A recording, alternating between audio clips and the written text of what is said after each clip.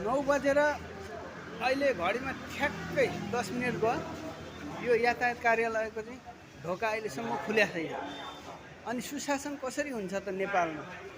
ल हेर्नु भुइँच यहाँ चाहिँ आउनुभएको साथीहरूलाई पनि म बुझ्छु होइन। अब यहाँ अहिलेसम्म खुलेको छैन। सर हजुरको घडीमा कति बज्यो? कति बज्यो?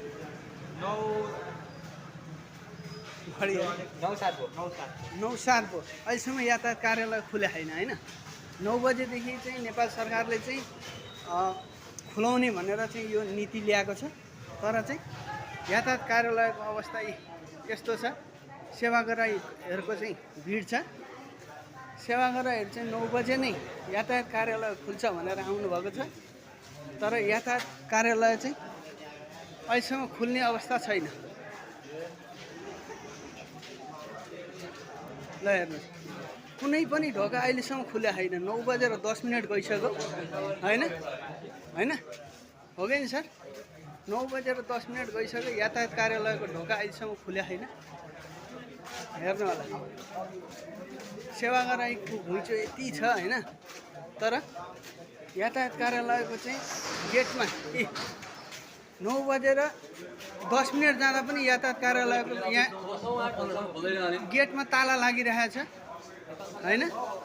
यो नेपाल सरकार सामुन्ने चाहिँ पुगोस्। यो झापाको बिर्तामुख यातायात कार्यालयको चाहिँ कार्यालयको सरकारी अफिसमा चाहिँ यस्तो छ। यहाँ 9:15 हुन लाग्यो होइन सर? हजुर 8 बजेदेखि 6 बजे आउनुभयो। लाइन देखिसक्यो।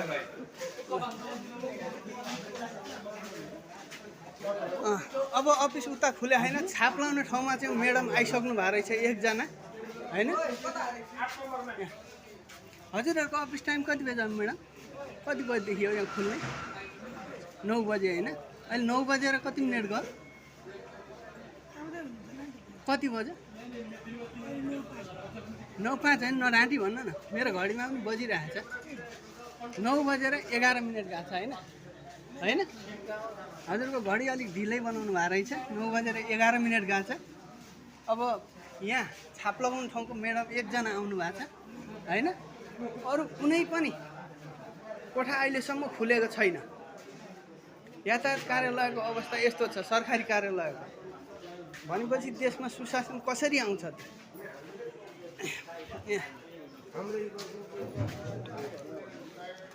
अर्को यो सवारी शाखा। म अहिले यहाँ सवारी शाखामा आएको छु।